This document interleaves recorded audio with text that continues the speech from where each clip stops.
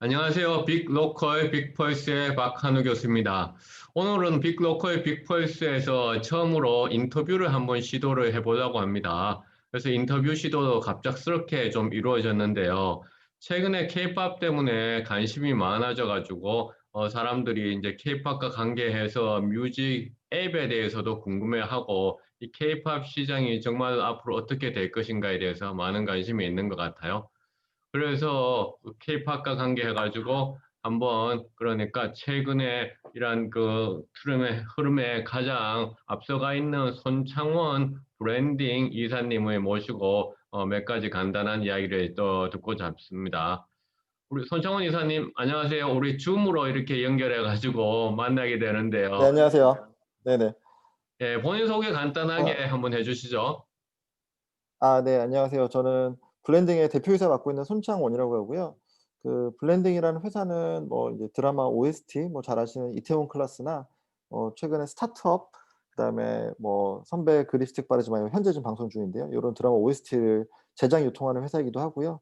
또 뮤빗이라는 케이팝 플랫폼을 저희가 운영을 하고 있습니다. 뮤빗은 지금 한 500만 다운로드 가까이 되어 있는 케이팝 플랫폼이고요.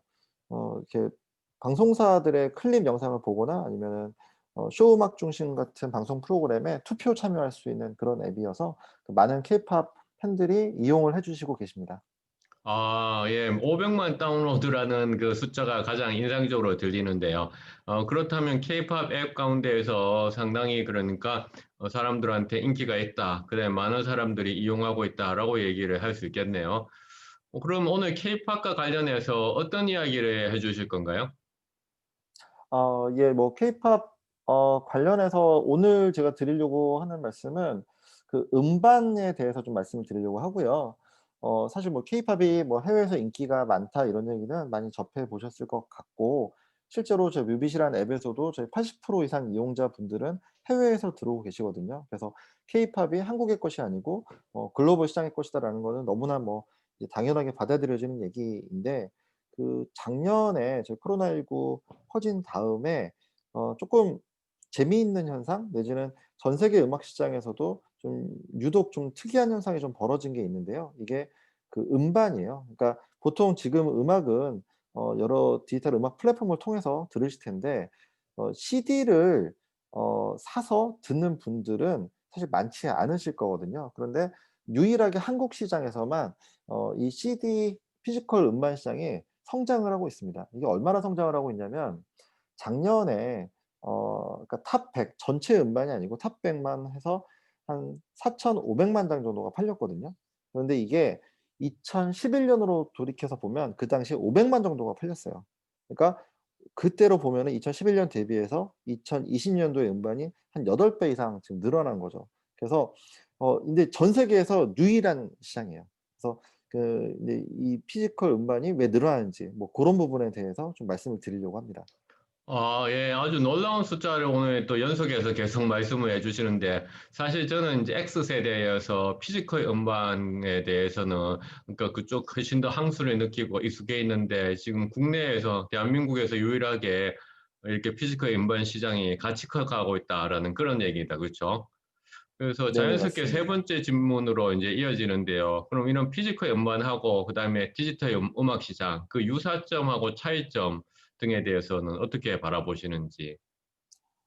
네. 그래서 그 요 관련해서 몇 가지 좀 말씀을 드리면, 그 사실 2000 년대 초반에 MP3 다운로드 되고 스트리밍 시장 들어가면서 대부분의 분들이 이제 음악을 디지털 형태로 음악 스트리밍 형태로 좀 듣고 계시는데요.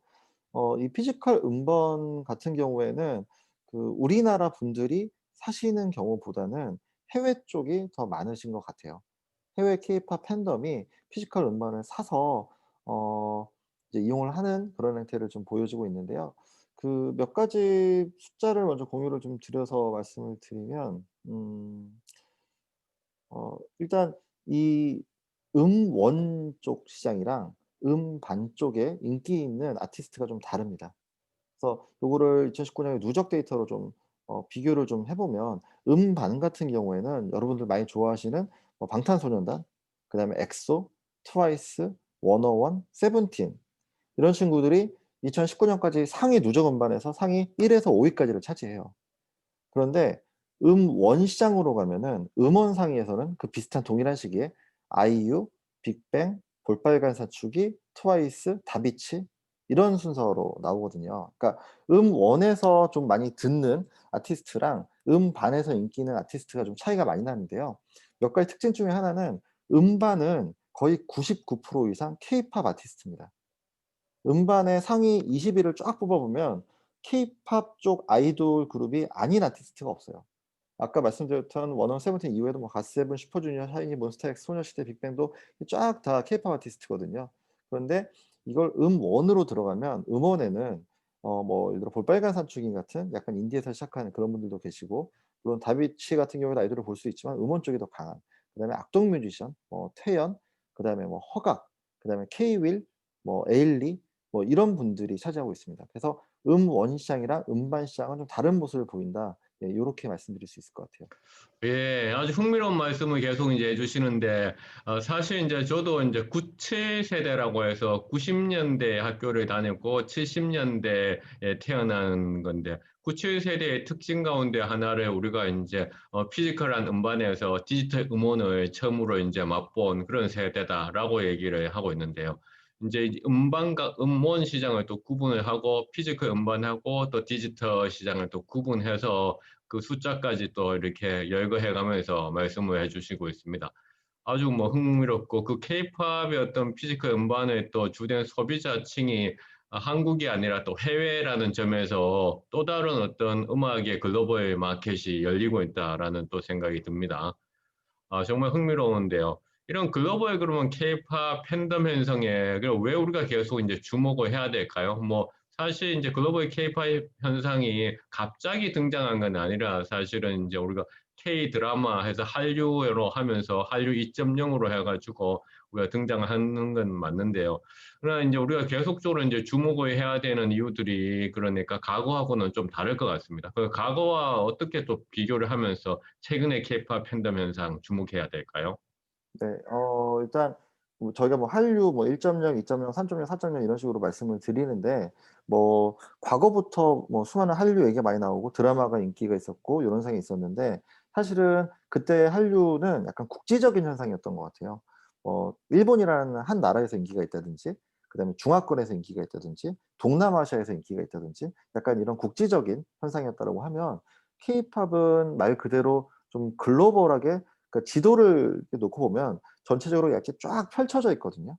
그래서 이거는 뭐냐면은 저희가 한류를 진행을 할 때 일본 같은 경우에도 일본의 콘텐츠가 수출이 되거나 인기가 많이 있었을 때 많은 혜택을 받았지만, 갑자기 뭐 혐한 뭐 한파나 정치적인 이슈가 터져서 한 나라에서 좀 이렇게 그 케이팝 열풍이나 아니면 그 한류 열풍이 사그라들면 좀 어려움을 겪게 되는 이런 문제를 겪었고요. 중국도 마찬가지로 그런 일이 있었고요. 그런데 전 세계적으로 광범위하게 펼쳐져 있으면 이거는 뭐냐면 좀 더 이런 트렌드나 흐름이 더 장기적으로 갈 수 있다는 겁니다.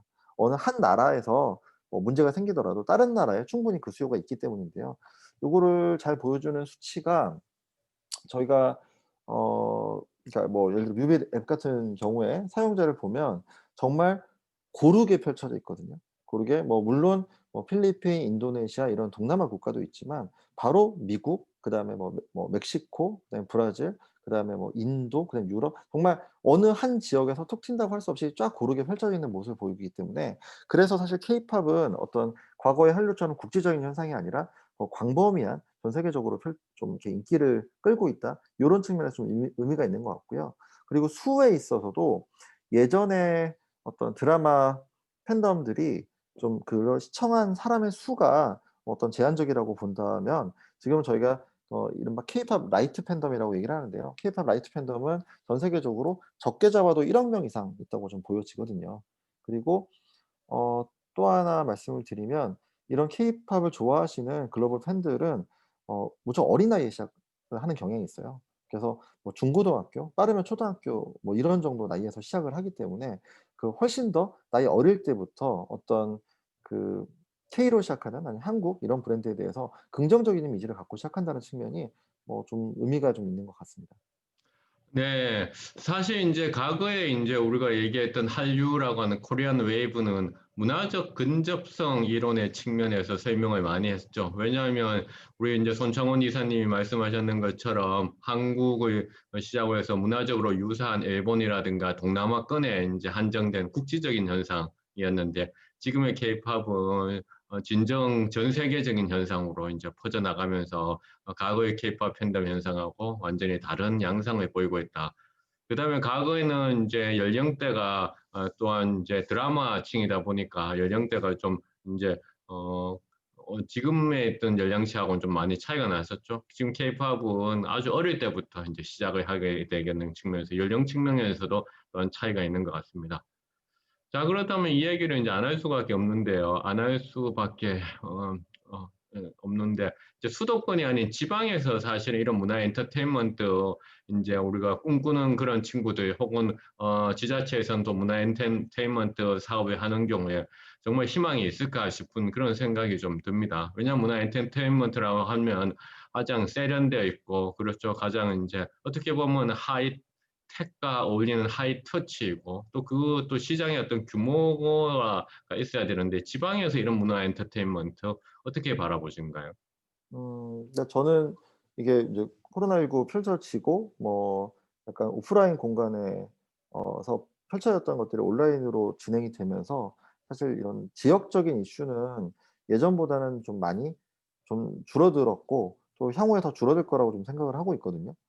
어 뭐 사실 직장도 지금 뭐 이렇게 뭐 재택근무를 많이 경험을 하면서 그 화상 회의를 진행하거나 저희 지금 교수님과 이렇게 줌으로 진행하는 것처럼 좀 이렇게 공간을 넘어서 하는 게 그러니까 아주 빠른 시간 내에 학습이 좀 되었잖아요.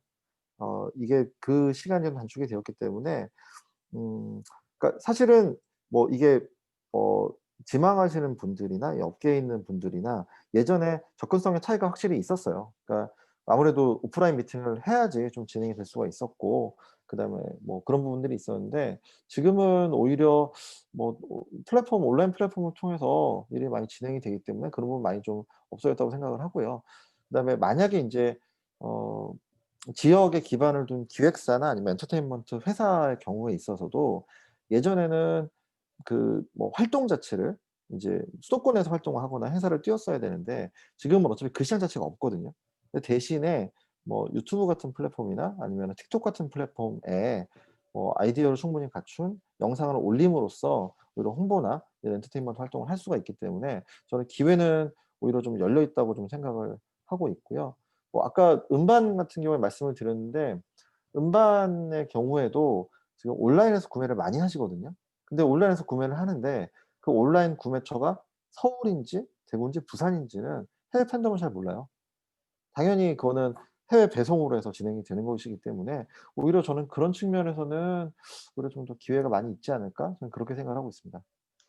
네. 그러니까 희망 섞인 말씀을 많이 해 주셨습니다. 특히 인제 우리도 인제 이렇게 줌으로 해 가지고 초간단 미니 인터뷰를 또 할 수 있는 것도 이제는 인제 국경과 그다음에 지역과 경계가 많이 인제 사라졌다라는 말씀을 하시는데요.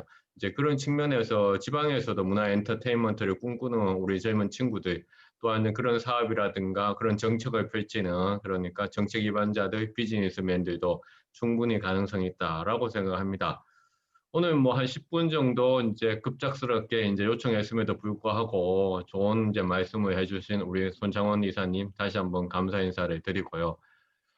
다시 뭐 또 기회가 되는 대로 인제 케이팝과 관계된 이야기들을 좀 우리 빅로컬 빅보이스 유튜브 채널에서 해 주시면 아직은 뭐 우리 채 500 명이 되지 않는 구독자를 가지고 있지만은 앞으로 더 많은 구독자들이 생겨나면서 인제 케이팝에 관한 이야기들 또 많이 확산될 것이라고 생각을 합니다.